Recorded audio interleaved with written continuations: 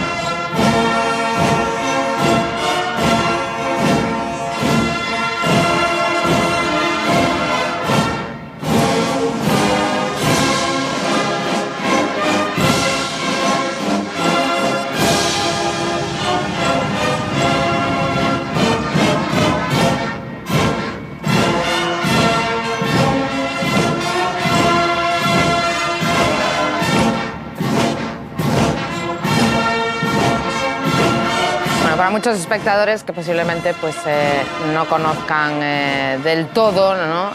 Cada una de las partes de este desfile, y estamos escuchando ahora mismo el que sería pues, el himno de esta gran batalla.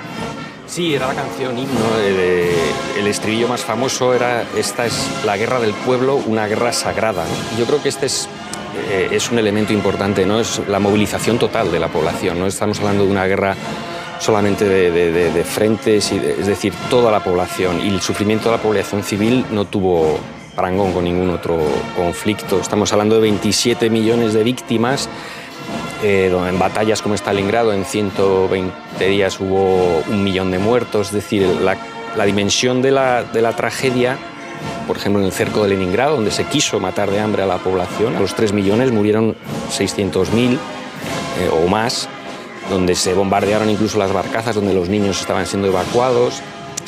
Los invasores no tuvieron compasión, se colgaba a los civiles en las plazas públicas. Por ejemplo, en la ciudad de Vorónezh, en la estatua de Lenin, se hicieron horcas aprovechando el brazo estirado de Lenin y colgaban a la gente. Hay fotos escalofriantes.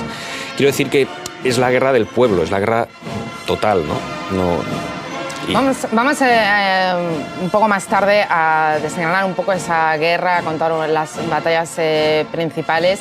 Pero bueno, evidentemente a todo el mundo le llama la atención, ¿no? Cómo Rusia sigue celebrando estos desfiles, pero que son unos desfiles que se retomaron por el año 2000, quedaron un poco en el olvido durante un par de décadas. Sí, durante la perestroika, un poco en consonancia con la desmembración de la Unión Soviética y el periodo de caos que sobrevino en la transición al capitalismo, pues eso también afectó evidentemente a todo lo que era la puesta en escena, ¿no? De la técnica militar, que se recupera en el 2008.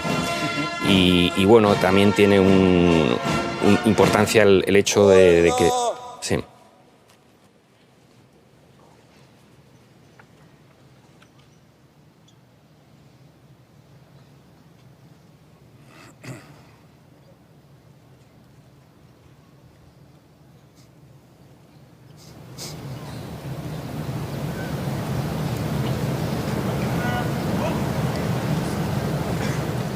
Bueno, estamos viendo al ministro de Defensa, Sergei Shoigu,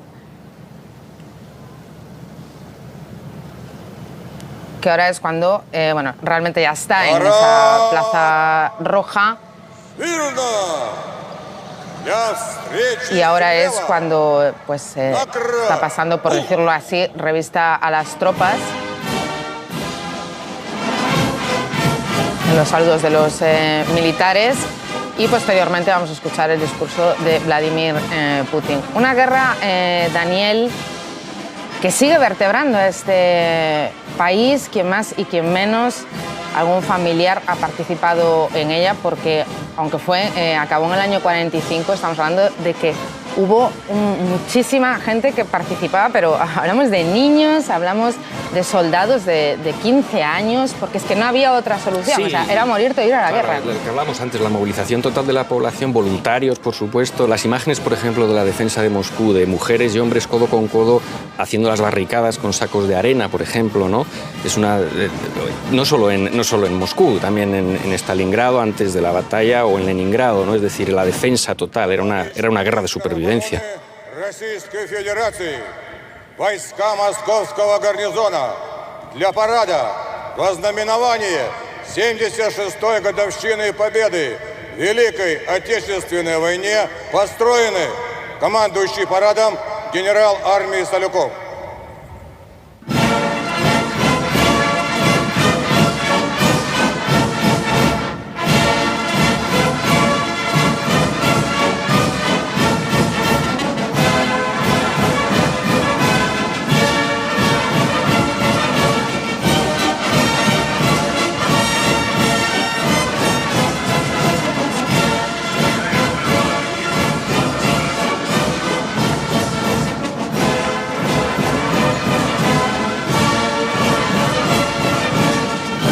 Acabamos de ver esa escena en la que el ministro de Defensa recibía al comandante en jefe de las tropas terrestres, el general del ejército, Oleg Salyukov, y en escasos segundos pues vamos a escuchar a Vladimir Putin ese discurso. Vladimir Putin fue realmente el que ha recuperado estos desfiles, incluso él también fue otro de los afectados, ¿no? Porque varios familiares participaron. Sí, él era en la guerra. Son de Leningrado, actual San Petersburgo, y como decíamos, esa ciudad quiso ser borrada de la faz de la tierra por Hitler.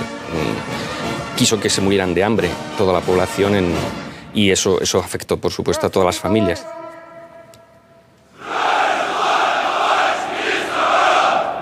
Поздравляю вас с 76-й годовщиной Победы в Великой Отечественной войне!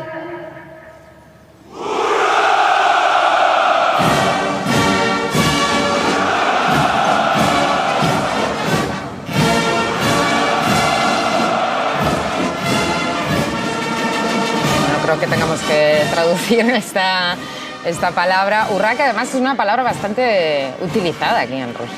Sí, tiene ese componente también de los soldados, ¿no? Y este recorrido que están haciendo los coches es, saliendo de la Torre Spasskaya, es el mismo que hizo el mariscal Zhukov y Rokossovsky a caballo en el primer desfile del año 45,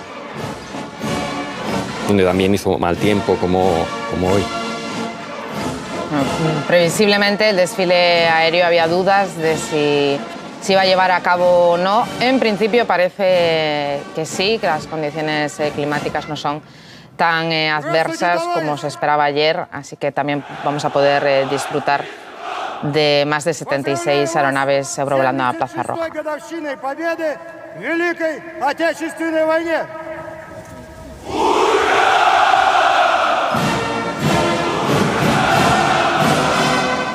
Continúa ese recorrido del ministro de Defensa, saludando a todas las tropas terrestres. Hablamos de unos 12.000 militares. Vemos también las gradas que no están del todo llenas. Hablando con invitados que iban a asistir a este desfile, pues han tenido que pasar varias pruebas anti-COVID para poder estar ahí hoy.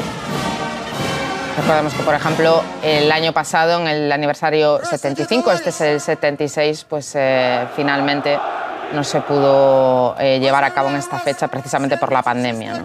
Sí, se hizo precisamente el 24 de junio, que fue la fecha del primer desfile del 45, después de la guerra, después de la victoria.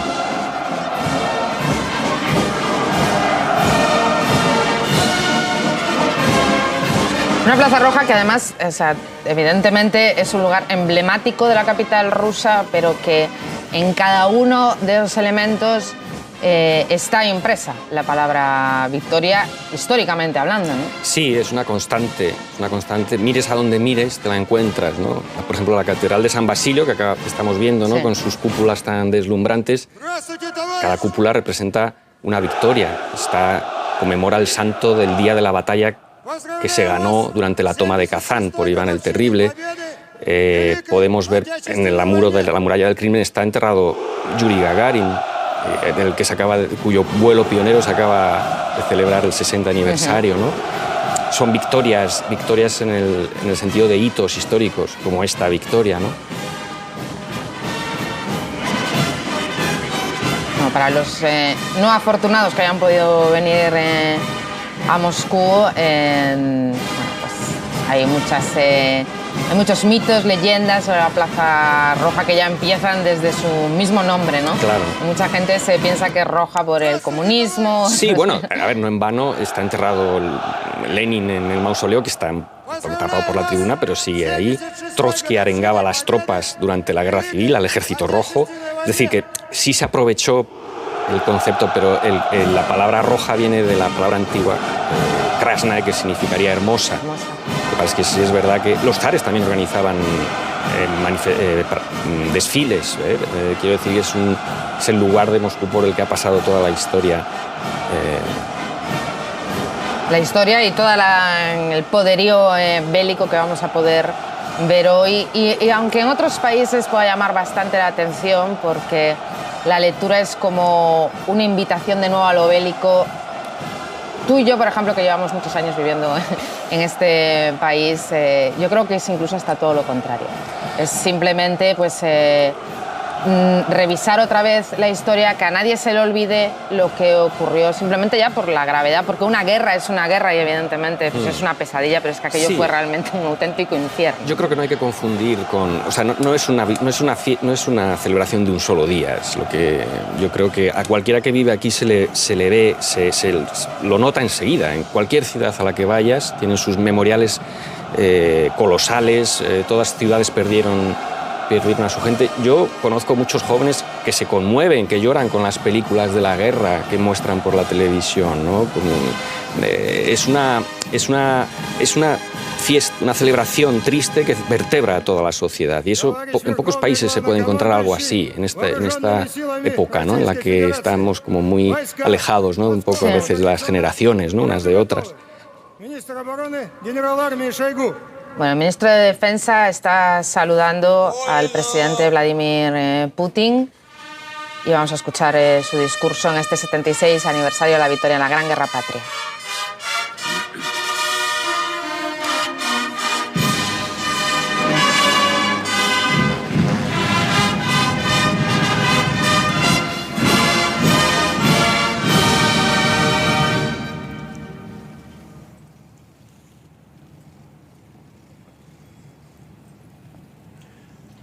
Уважаемые граждане Estimados России, ciudadanos de Rusia, дорогие ветераны, queridos veteranos, товарищи camaradas, солдаты soldados y marineros, сержанты sargentos y старшины, sargentos mayores, мичманы и alféreces y alféreces de navío, товарищи camaradas офицеры, oficiales, генералы и generales y адмиралы. almirantes.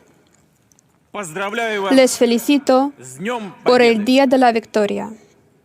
победы колоссального Esta victoria tuvo una gran importancia histórica для судеб, para los destinos de todo el mundo, который был, есть por и la будет для fiesta России, que ha sido y seguirá нашего siendo народа, para Rusia y para todo el pueblo ruso una fiesta он наш sagrada. по праву родства Es с una теми, fiesta que es кто nuestra разгромил, por el derecho de сломил, parentesco con сокрушил aquellos нацизм.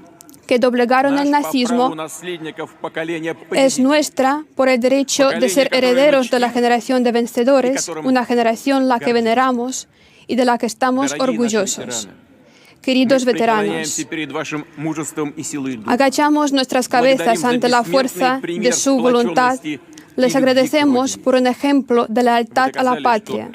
Han comprobado que solamente juntos se puede lograr algo que parece imposible. Han derrotado a un enemigo implacable. Protegieron a su casa natal, a sus hijos, a su tierra natal, a su patria. Fue una victoria sobre el nazismo que pudo glorificar en las décadas, en los años, este día, el 9 de mayo de 1945.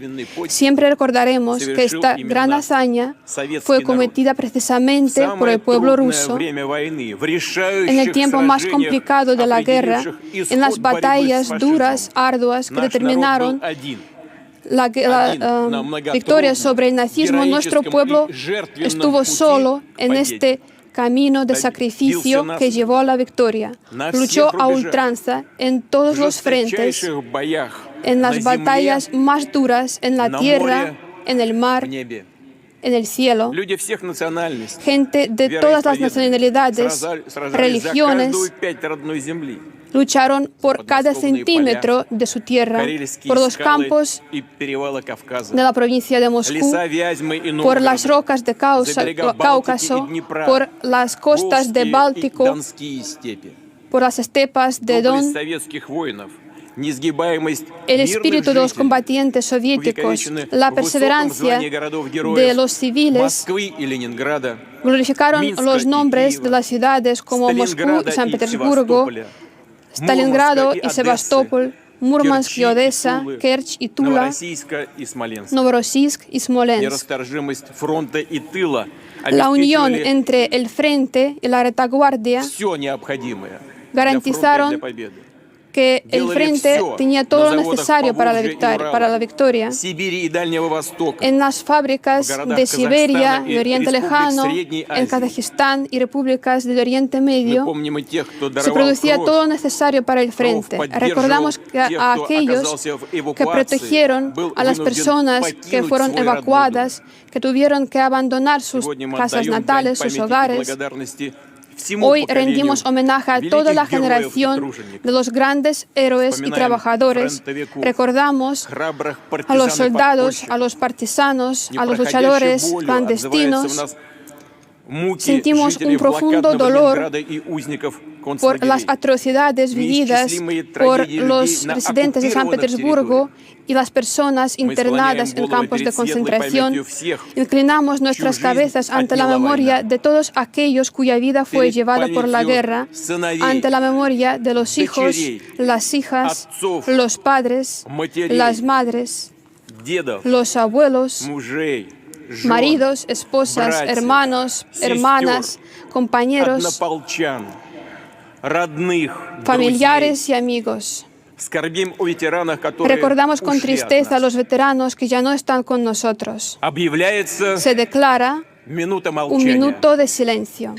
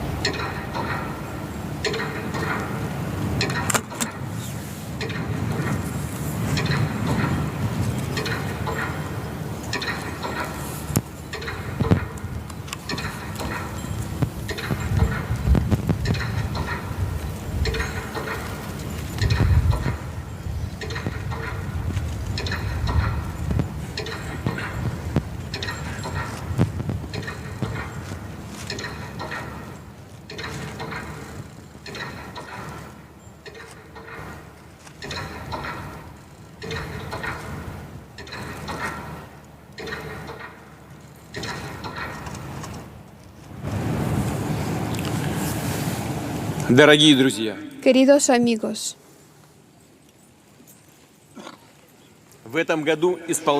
en este año cumplen 80 años desde el inicio de la Gran Guerra Patria.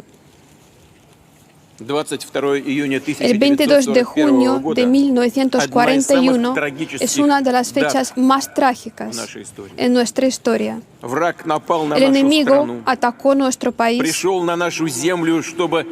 irrumpió en nuestras tierras para matar, para sembrar muerte, dolor, terror y sufrimiento. No solamente quería derrocar el sistema soviético, sino destruirnos, destruir como Estado, como país, borrar de la faz de la tierra nuestros pueblos. La respuesta a esta intervención de las hordas nazis fue un sentimiento, el deseo de repeler aquel ataque, hacer todo lo posible para derrotar al enemigo, para que los criminales, los asesinos, tuvieron su castigo. El pueblo soviético cumplió con esta tarea, supo proteger a su patria y liberó los países de Europa de la peste marrón. Fue una condena histórica al nazismo pronunciada en los campos de batalla. Con su valentía, con la valentía de las madres, de los soldados, con la lealtad de aquellos que cada día esperaban una noticia de sus allegados que estaban en el frente, es algo que desde antaño forma parte de nuestro carácter nacional, que se materializó en la hazaña de las enfermeras y médicos que salvaban a los heridos, que luchaban por cada vida en la primera línea del frente y también en los hospitales. Pero en aquel entonces, en 1941, tenían por delante 4 años de una guerra sangrienta. Fue una guerra dirigida no solamente contra ellos, sino también contra las futuras generaciones que nunca pudieron nacer. Esta guerra trajo tanto sufrimiento, tantas pruebas y dificultades que es algo imposible de olvidar. No hay perdón para aquellos que siguen gestando planes de agresión. Décadas de años nos superan de aquel tiempo cuando la plaga nazi se estaba formando en el centro de Europa. La ideología de superioridad, de antisemitismo y rusofobia. La historia demanda sacar lecciones históricas, pero mucho de aquella ideología nazi, de los que estaban avasallados por aquella teoría de superioridad, esta ideología la siguen tratando de poner al servicio. Y no solamente los terroristas. Ahora vemos a los seguidores de aquellas personas, los que tratan de justificar a los criminales que llevan en sus manos sangre de millones de personas. Nuestro pueblo sabe muy bien cuáles pueden ser las consecuencias de ello. Cada familia guarda la memoria sobre aquellos que defendieron la victoria. Siempre estaremos orgullosos de su hazaña. Rusia continuamente sigue protegiendo el derecho internacional y también vamos a defender nuestros intereses. La seguridad de nuestro pueblo y una garantía de ello son las Fuerzas Armadas de Rusia, que son herederas de los soldados de la victoria. Y también nuestro trabajo conjunto para el desarrollo del país, para el bienestar de las familias rusas. Nuestros veteranos, sus destinos, su lealtad a la patria es un ejemplo para nosotros. Es una cima alcanzar la cual debemos aspirar, respetando el gran valor de esta victoria en nuestros actos, en nuestras vidas y nuestras futuras proezas por el bien de la patria. Gloria al pueblo vencedor. Les felicito por el día de la gran victoria.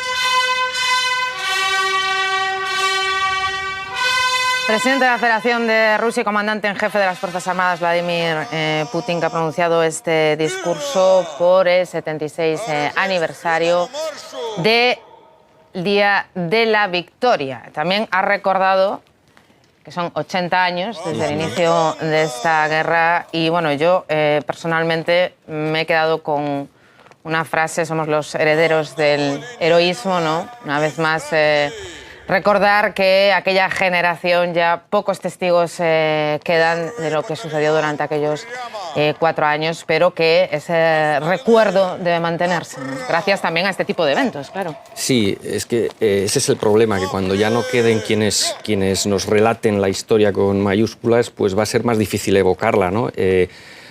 Por ejemplo, ha hecho mención a las atrocidades, ¿no?, que sufrió la población, incluso al antisemitismo y la rusofobia, ¿no? Ha mezclado estos dos conceptos. No, hay que recordar que, por ejemplo, en Auschwitz los primeros prisioneros gaseados en cámaras de gas fueron soldados soviéticos, ¿no? Esto relacionado un poco con el revisionismo, ¿no?, la crítica al revisionismo que a veces se intenta hacer, ¿no?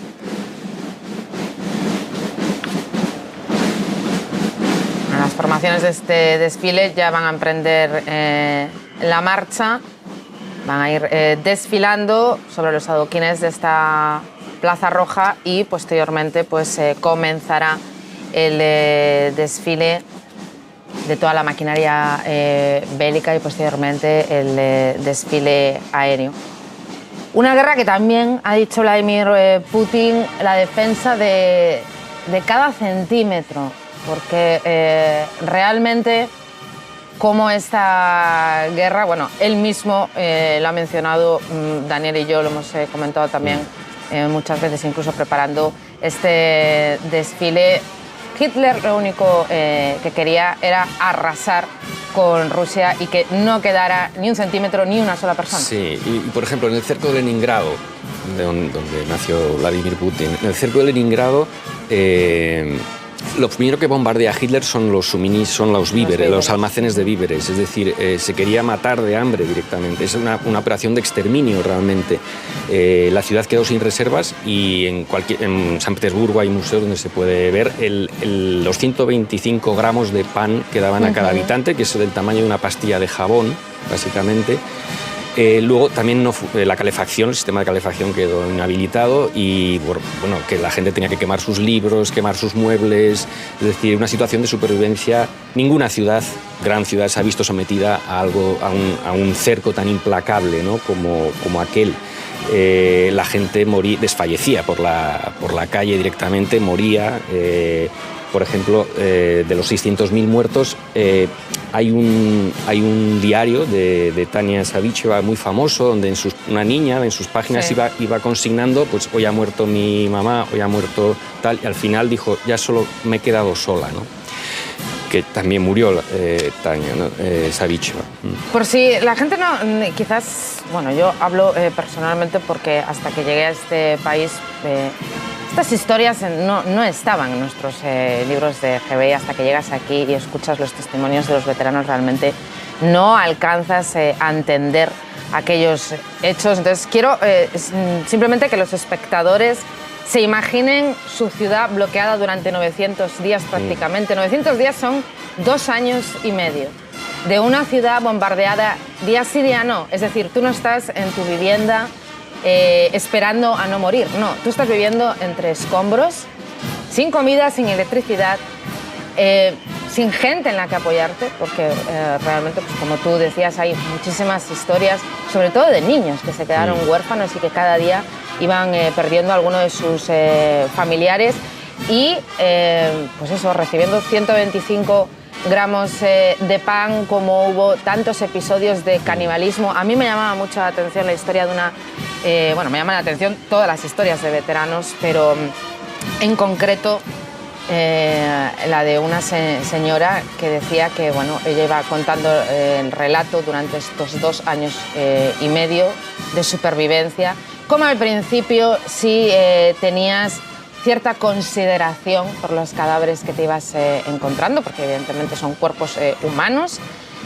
¿Cómo a medida que iba pasando el tiempo intentabas, pues, por ejemplo, cuando se encontraban cadáveres, llevarlos a un sitio más o menos digno? ¿Y cómo llegó un punto en el que ella misma decía: un día llegué de trabajar, me encontré un cadáver en la puerta de mi casa, simplemente lo retiré con el pie, como si fuera un gato, y me metí en mi vivienda. O sea, llegó un momento que ya aquello era tan normal que ni siquiera le daban importancia. Hombre, esto es algo, lo que ha dicho en el discurso Putin, el carácter del pueblo ruso. Para mí el rasgo fundamental es la capacidad de sufrimiento.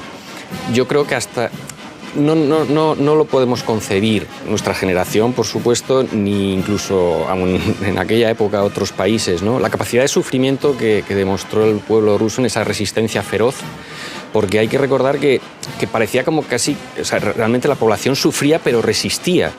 Es decir, por ejemplo, el concierto de Sostakovich que se organiza ya trayendo unos músicos del frente para elevar la moral, digamos. Eso no tiene sentido realmente en una situación tan límite, pero para los rusos en ese momento era importante. Es decir, que la Sinfonía de Leningrado de Sostakovich sonara por la radio, cuando ocurría eso que estás describiendo tú, eso también da un poco la nota, ¿no? El carácter, ¿no? Un carácter también muy... ese idealismo al límite, ¿no? De decir, bueno, estamos muriendo, pero vamos a vencer, ¿no?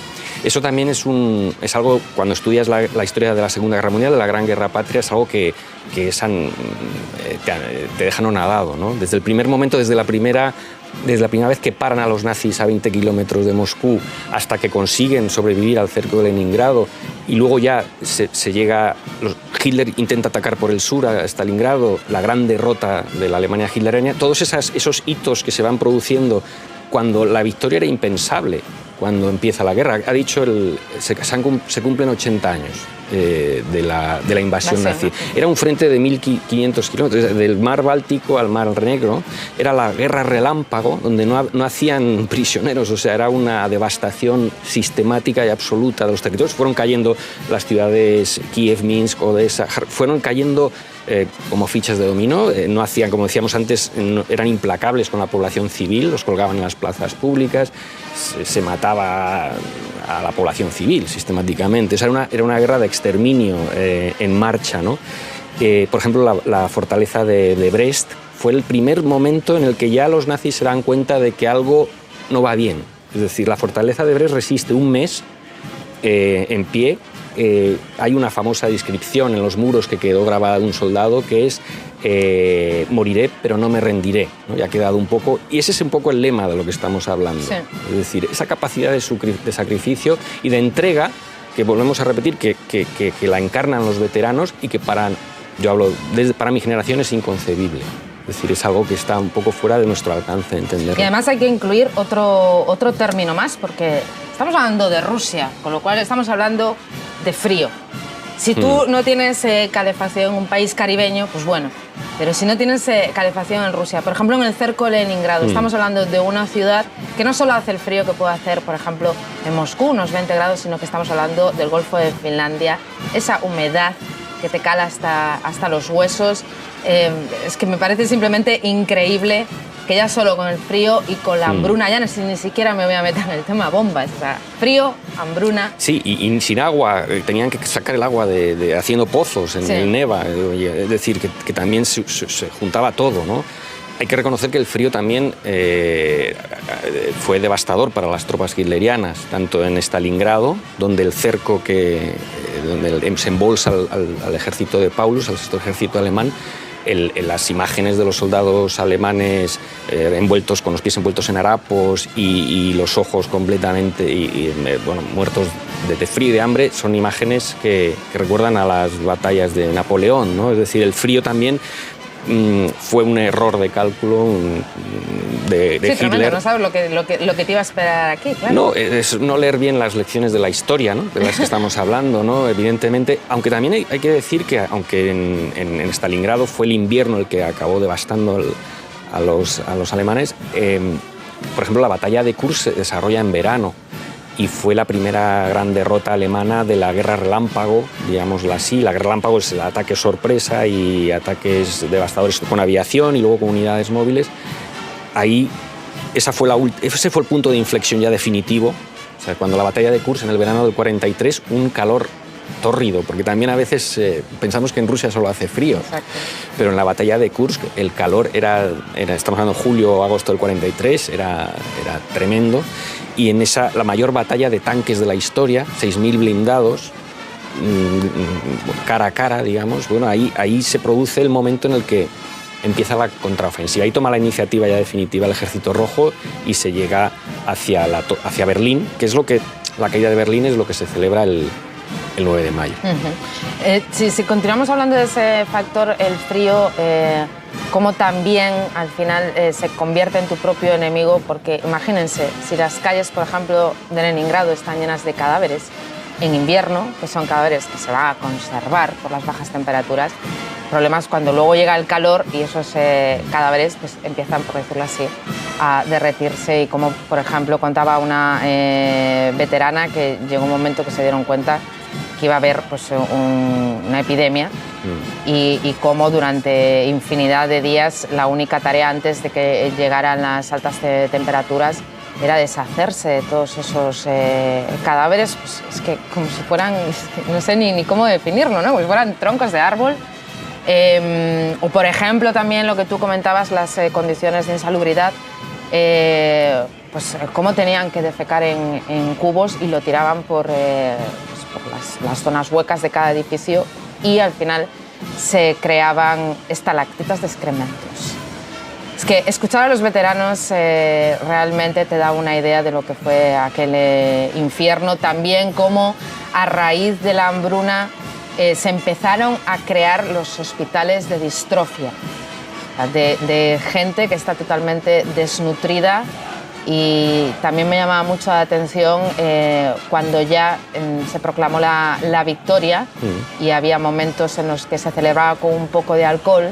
Pues bien, para saber si tú te estabas recuperando la distrofia es cuando notabas que te emborrachabas, porque mientras estás desnutrido, aunque bebas alcohol, tú no te emborrachas, ¿no? Entonces, bueno, sí. son... Y los niños, en las navidades en el cerco de Leningrado, los niños recibían como regalo, eso hay imágenes documentales, un trozo de pan, un poco a lo mejor más grande yo conozco casos de personal, de amigos cuyos familiares estuvieron, veteranos del cerco de Leningrado, estuvieron durante mucho tiempo, tenían trozos de pan en los cajones, digamos, por ese miedo a la hambruna, ¿no? A la hambruna devastadora que sufrieron. Está racionando, claro. Sí, es un acto reflejo, ¿no? Aunque tuvieras la constancia de que no... Pero bueno, quien ha vivido, quien ha superado esa situación límite, pues evidentemente ya no puede olvidarla, ¿no? Y bueno, sí, es lo que decimos, la guerra o sea, la capacidad de sufrimiento y de resistencia que yo creo que sorprendió a los propios alemanes, ya desde la fortaleza de Brest, que hay imágenes documentales, al final cayó al cabo de un mes, durante la guerra relámpago, la invasión, uno de los primeros topes donde los alemanes se encuentran.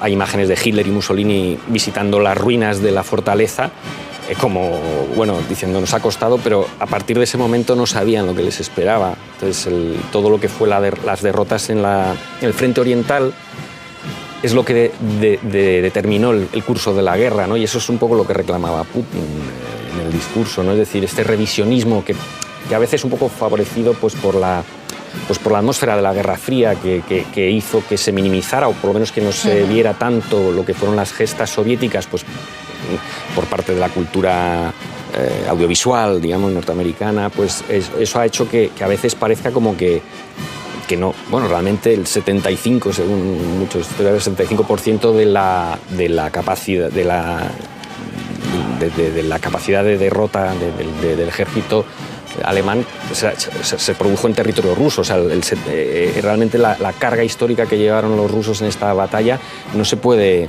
equiparar realmente con otros frentes, porque aquí moría la población en masa, ¿no? Y también eso es un elemento que debería de tenerse en cuenta cuando intentas a lo mejor pues o minimizar o equiparar o intentar hacer el papel de Rusia en este conflicto, ¿no? Hay que tener en cuenta todos los elementos, ¿no? Estamos hablando de que en Stalingrado murieron 1 millón de personas. Vamos a ver, en la Guerra Civil Española murió 500.000 de personas. Es decir, estamos hablando de dimensiones que muchas veces se nos van de los... De hecho, ese dato que damos todos los años, 27 millones de muertos, que es la población que tenía España en aquella época. O sea, imagínense toda España muerta por una guerra. Es que es realmente increíble. Entonces ahí entiendes por qué pues nuestros amigos o compañeros, todos, alguno ha tenido algún familiar y algún familiar bastante cercano. Ni siquiera hablamos de un tatarabuelo, ¿no? Hablamos de tíos, hablamos de abuelos.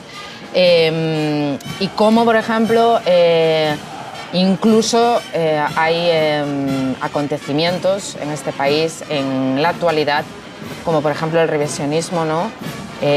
O por ejemplo, cómo hay ciertas actuaciones que se quieren convertir en ley, como hace unos días se anunciaba pues, todo aquel que no solo que no quiera reconocer, sino que, por decirlo así, le quite importancia a la gesta de los veteranos, pues incluso hay sanciones por este asunto, ¿no? Y, por ejemplo, por dar un dato, como los sociólogos en sus encuestas, pues este capítulo de la victoria y este tipo de desfiles, pues hoy por hoy, no sé, el otro día, por ejemplo, leía que el 96% de los rusos están de acuerdo con que se celebre este desfile del Día de la Victoria, que en otros países pues quizás no se entienda del todo, ¿no? Pues es una fiesta que nace del pueblo. Decíamos antes que era una guerra del pueblo, una guerra sagrada, ¿no? Es el himno de la guerra, ¿no? Entonces no es una cosa que se decida o que, digamos, que desde el primer desfile que tiene lugar en esta misma Plaza Roja en el año 45, es verdad que ha habido distintos periodos históricos, no se hacía al principio todos los años, luego hubo una época en la que no hubo técnica militar, etcétera, ¿no? Pero digamos que es algo que siempre ha estado, ¿no? Es decir, es una celebración, yo no lo llamaría festividad porque tiene ese componente dramático a flor de piel, pero sí es verdad que es algo que está ahí, que emana del propio sentir popular, por decirlo de alguna forma, ¿no?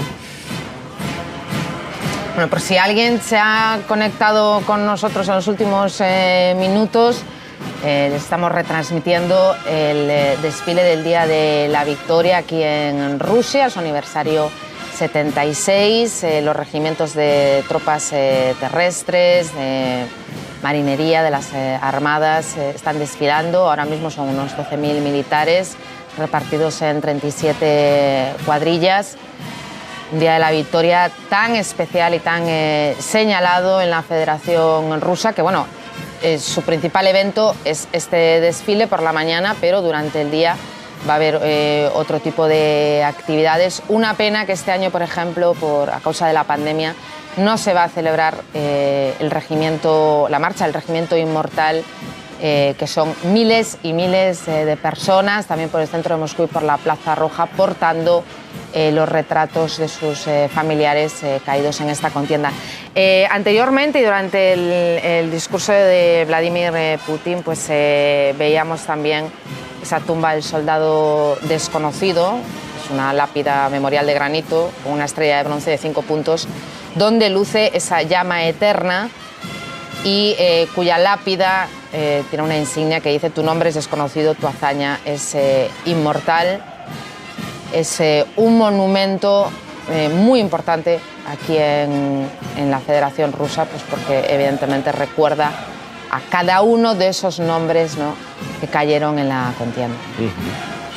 Sí, no lejos de esa está también detrás del edificio del Museo de Historia, que es ese edificio rojo tan, bueno, ahora lo veremos en algún plano, tan deslumbrante, está la estatua del mariscal Georgy Zhukov, que se levantó en el año 95, diciendo con el 50 aniversario de la victoria, y que, bueno, pues es un héroe militar imposible de eludir cuando estudias la Segunda Guerra Mundial, ¿no? Y sobre todo ahora que estamos viendo la imagen de la Plaza Roja, hay que recordar que precisamente en la Plaza Roja, en el invierno del 41, en ese desfile famoso que organiza Stalin contra los elementos, por decirlo de alguna manera, porque los nazis estaban a 20 kilómetros, ahí se pone la primera piedra de la victoria, ¿no? O sea, digamos que la Plaza Roja, de ahí surge un poco el espíritu de victoria, y ahí vuelve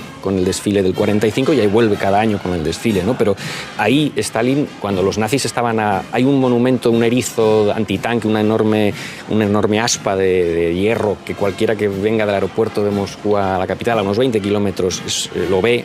Son los tres erizos monumentales, que se llama, que marcan el lugar donde llegaron los nazis en la toma de Moscú. No llegaron a más de 20 kilómetros, llegaron a ver las torres del Kremlin con binoculares, y en esas condiciones Stalin decide organizar el desfile conmemorativo de la revolución.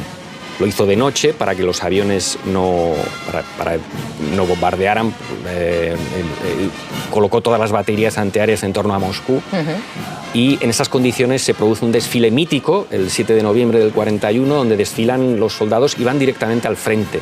O sea, igual que están desfilando ahora por la misma Plaza Roja, los tanques T-34 salían de fábrica prácticamente sin pintar y iban directamente al frente. Y ahí se produce el primer gran revés de las tropas hitlerianas, cuando no pueden hacerse con Moscú a las primeras de cambio.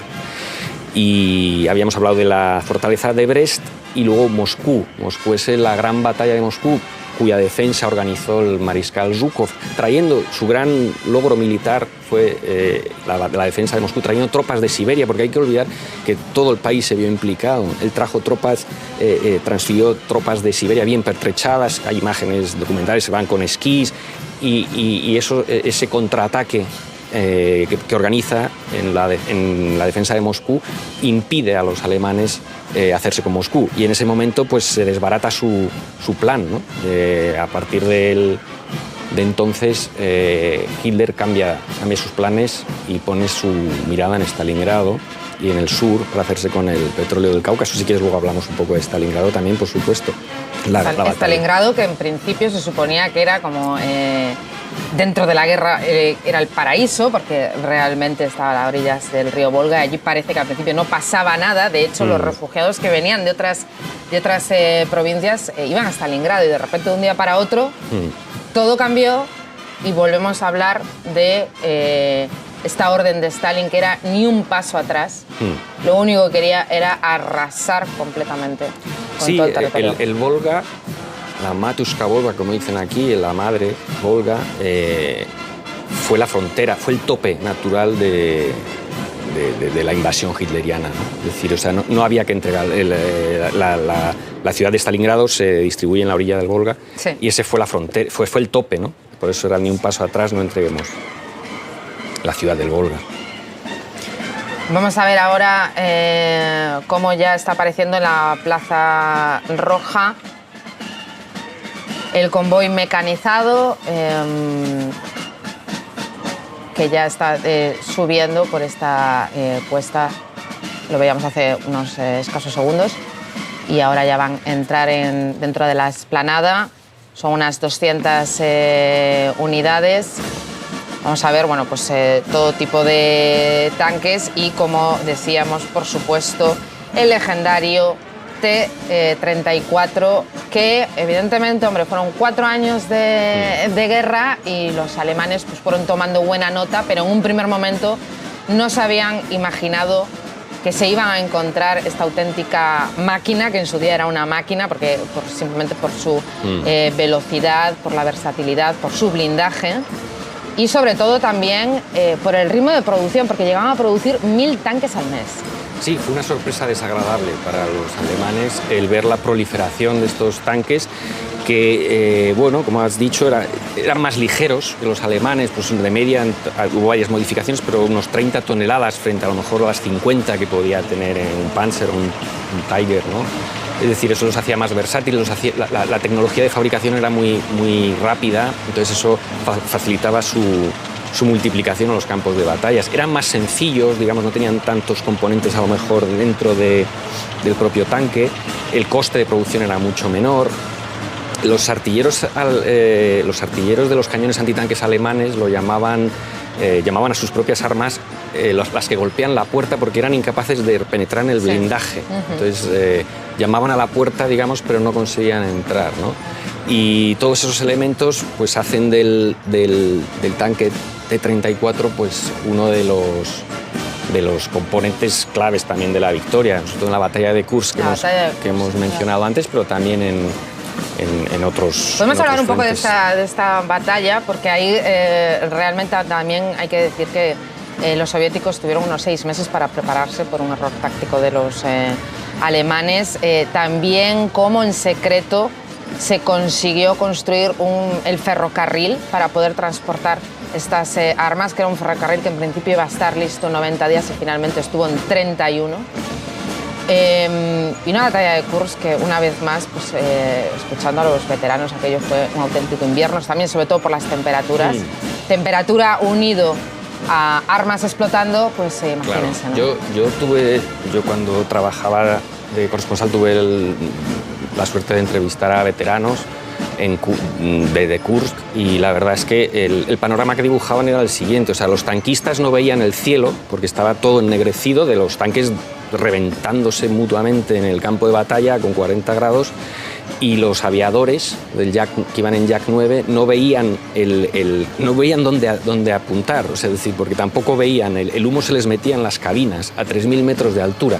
Es decir, ese era el panorama, ¿no? Es decir, estamos hablando de una... Claro, inconcebible, ¿no? O sea, un desgaste. Y ahí fue, como decíamos, la primera vez que los alemanes son derrotados en verano en su guerra relámpago, que eso era lo que digamos, eso era su fuerte. La guerra relámpago de devastación por sorpresa, que, como has dicho tú, pues sí, ahí ya se supo con antelación. Y bueno, ahí volvemos al mariscal Zhukov, que coordinó diversos frentes y que, bueno, que fue uno de los también responsables de la operación defensiva de desgaste, etcétera. Mariscal Zhukov siempre aparece, ¿no?, ahí como en todos los frentes importantes. Y lo importante de esta batalla de Kursk es que marca el punto de arranque de la masiva contraofensiva ya por Europa del Este hasta llegar a Berlín, ¿no?, lo que se llamó la Operación Bagration. No sé exactamente cuánta gente falleció en la batalla de Kursk, porque bueno, el dato evidentemente es que fue la batalla de tanques mayor de la historia. Unos 6.000 blindados entre soviéticos y alemanes, y fueron 50 días. Bueno, realmente el campo quedó devastado y la contraofensiva que se pone en marcha inmediatamente causó más bajas al ejército alemán que la batalla de Stalingrado. Es decir, la contraofensiva que pone en marcha Kursk fue también un momento clave, con 3 frentes.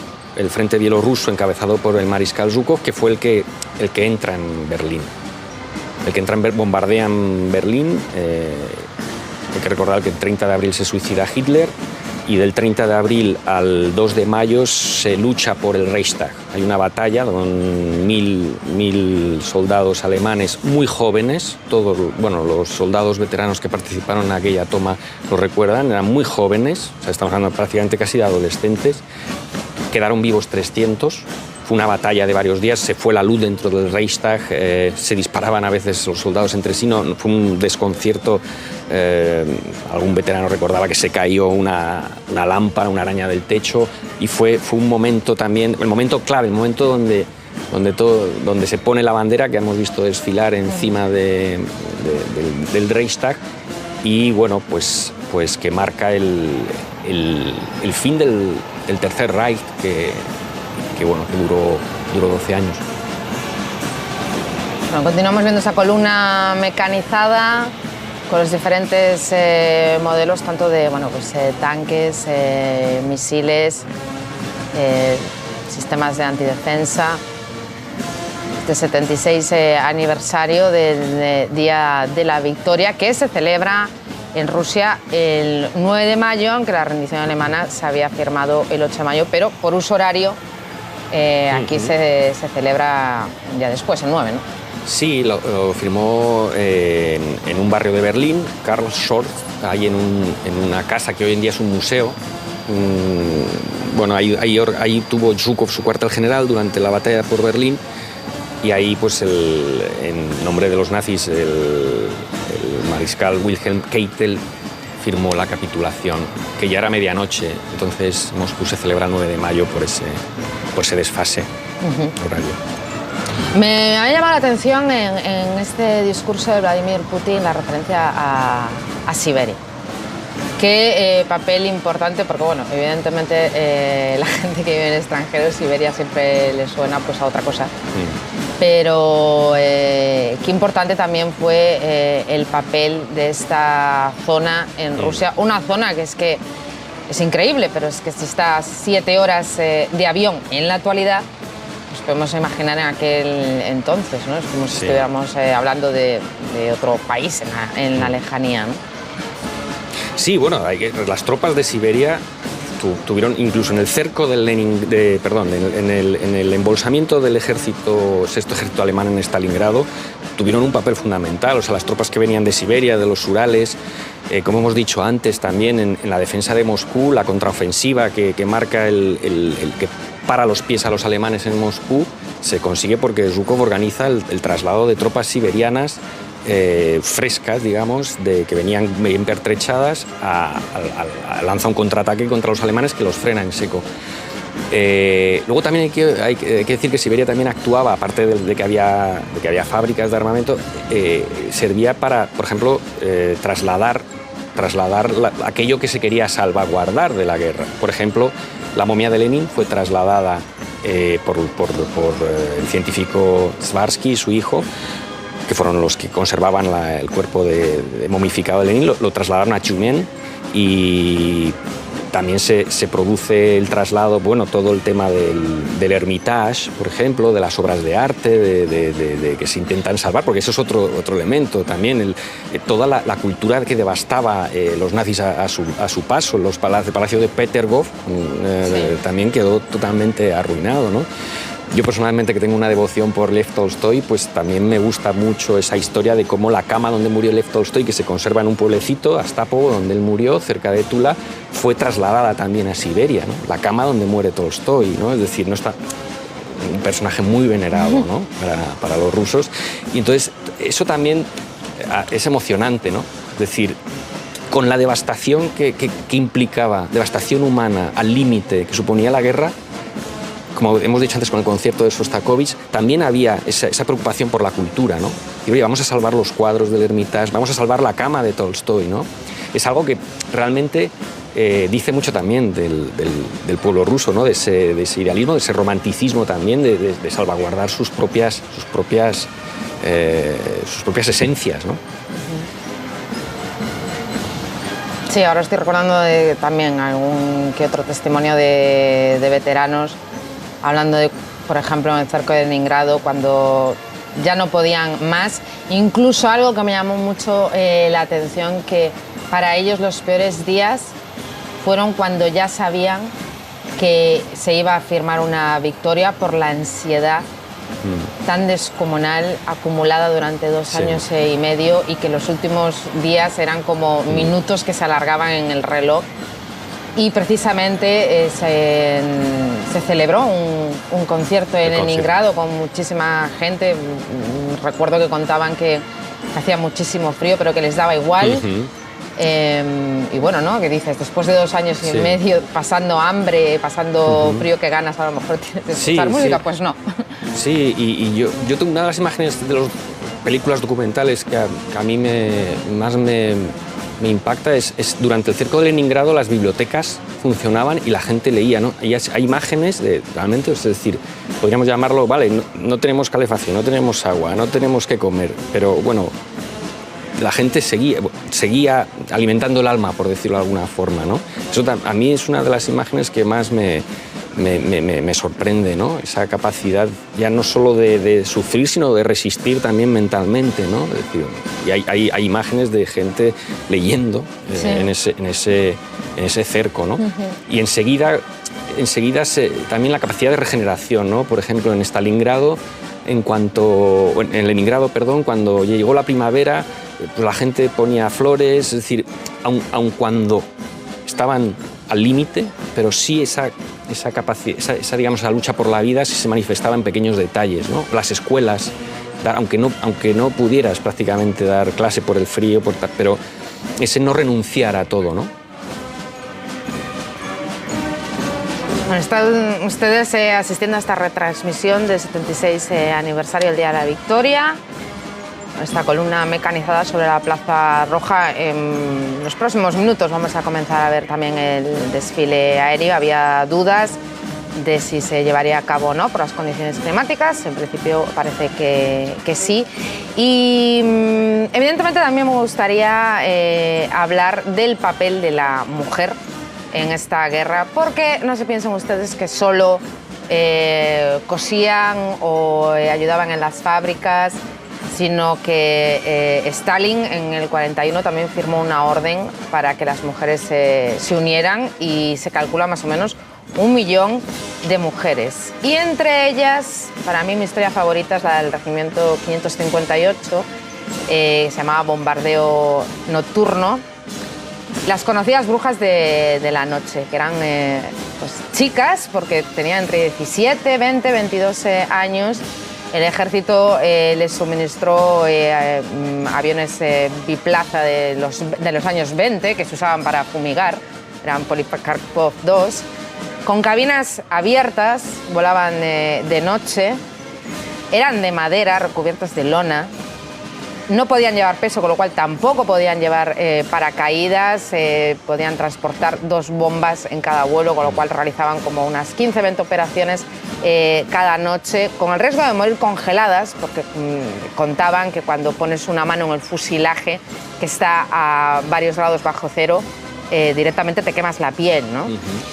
Y cómo las operaciones de estas mujeres también jugaron un papel muy importante en la moral alemana, porque estaban siendo atacados por un escuadrón de mujeres que además volaban de noche, y les llamaban las brujas de la noche por el ruido que hacían estos biplanos con el aire, que semejaban, decían, como una escoba, ¿no? Entonces, imagínense, ¿no? En los años 40, unas adolescentes volando unos aviones que ni siquiera estaban preparados para estas operaciones, y el papel tan importante que jugaron. Sí, participaron en la liberación del Cáucaso, la península de Crimea, Polonia, Bielorrusia, y de hecho los alemanes concedían la Cruz de Hierro a quien lograba abatir a alguna de ellas. Sí, o sea, de hecho daba un poco idea de lo que dices tú, ¿no? De que realmente desmoralizaron mucho a los... Porque atacaban de noche, como dices, y esos aviones tan sencillos que ponían las bombas debajo de las alas, pues no hacían ruido, apagaban el ruido del motor, y por eso eran tan silenciosas. Sí. Incluso ya no solo lo que es una operación bélica, sino que evidentemente no dejaban de ser mujeres en aquellos años, y también tuvieron que padecer, ¿no? En cierto sentido, pues el machismo, ¿no? Que evidentemente también en aquella época, pues supongo que sería bastante notorio.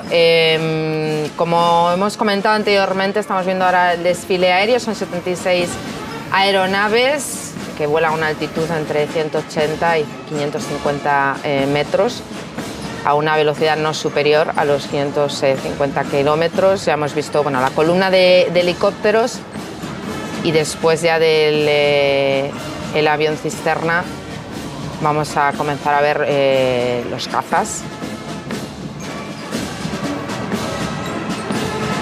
Afortunadamente, finalmente este desfile aéreo no se ha suspendido. No luce el sol como otros años, pero bueno.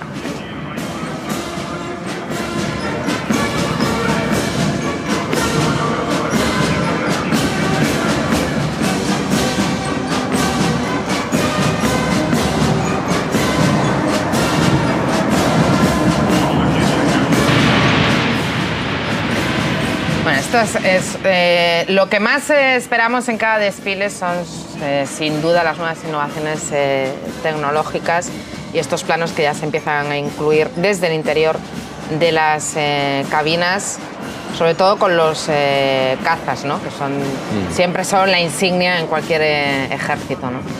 Sí, en la Segunda Guerra Mundial también la lucha en el cielo también fue importante, ¿no? O sea, sobre todo el lado alemán, es lo que les hacía tan implacables. El bombardeo de Leningrado fue demoledor, fue el mismo Richthofen el que bombardeó Guernica, el que aniquiló. De hecho, lo que pasó con Stalingrado fue que el bombardeo, la demolición de la ciudad se convirtió en la propia tumba del ejército alemán, porque luego se luchó entre escombros. El mariscal Vasily Chuikov puso en marcha la táctica de abrazar al enemigo, que se llamó, es decir, juntarse lo más posible en las ruinas, casa por casa, para que los aviones alemanes no pudieran bombardear las posiciones del ejército. Y eso fue lo que al final acabó aniquilando al ejército alemán, o sea, esa incapacidad de luchar. La importancia que fue en Stalingrado el refugio, ¿no? El esconderse en los sótanos, en el refugio militar. Entonces, la aviación alemana primero bombardeaba y luego metía las unidades de tanques, y en Stalingrado fue especialmente demoledor su acción. Estamos viendo el diamante de Kubinka, que son los 5 cazas polivalentes Su-30 de cuarta generación. También, por supuesto, los MiG de última generación. Y finalmente vamos a ver pues, la figura tricolor con la bandera de la Federación Rusa.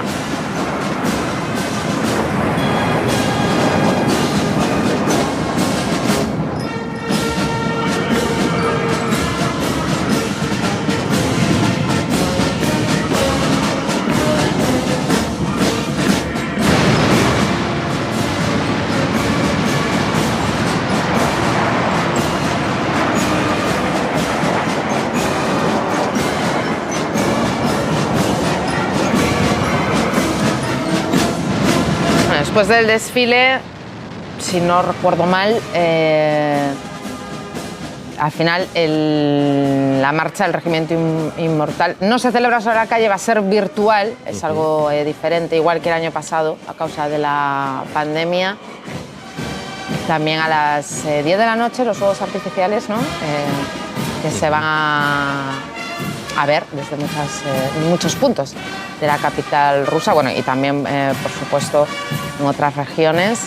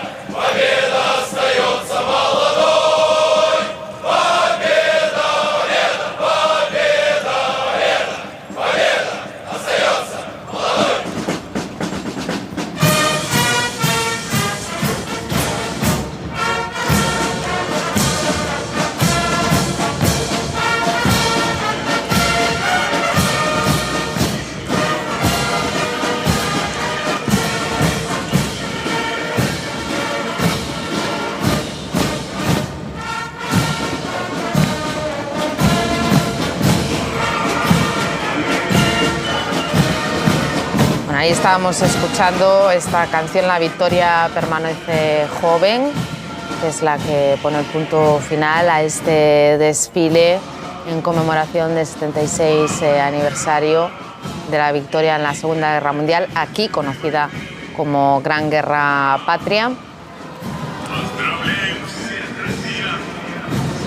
Y a ti, Daniel, que te gustan tanto las canciones, bueno, ¿alguna anécdota sobre esta? No, esta que está sonando ahora es el Adiós de Slavianka, que como viene siendo tradicional, cierra el desfile.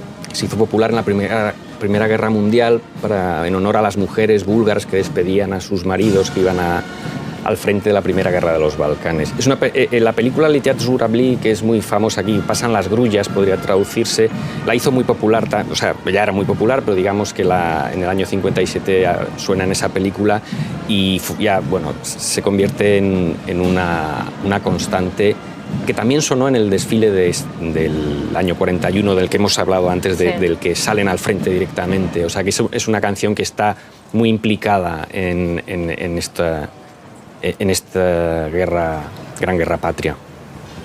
Vemos como Vladimir Putin va a abandonar ya la Plaza Roja y como está saludando a estos veteranos que son como de diamantes y que cada año vemos cada vez menos, desafortunadamente. Sí, a mí me conmueve la imagen de verlos con mascarilla, ¿no? Es algo que es una imagen, ¿no? De nuestro tiempo, el tiempo que nos está tocando vivir, ¿no? Y a ellos también, ¿no? Especialmente duro, ¿no? También debe ser, ¿no? A su edad también el haber pasado por esta pandemia o estar pasando por esta pandemia.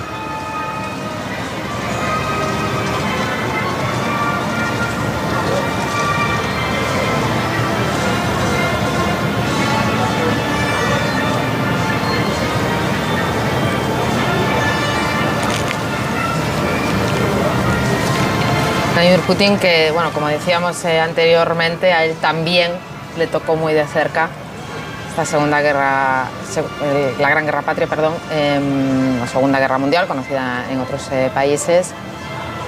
A su padre lo hirieron en el cerco de Leningrado y me decías, ¿no?, que había perdido también a un hermano. Sí, la familia, el hermano, pero la familia en general, como cualquiera que estuviera en aquel momento dentro de esa ciudad, pues sufrió los rigores del mayor cerco que ha sufrido una ciudad en la historia.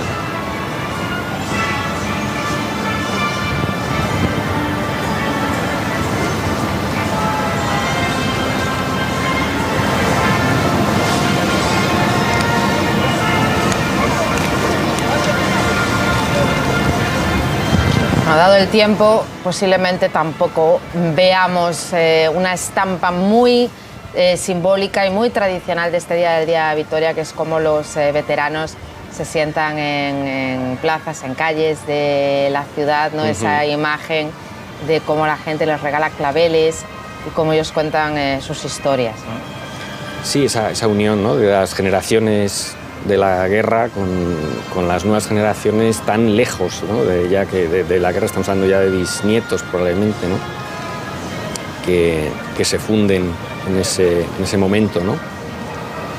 Pero bueno, no está lloviendo, ¿no? Parece ser que es probable que sí. Bueno, hay una dimensión íntima de la festividad que es la que luego dentro de cada casa.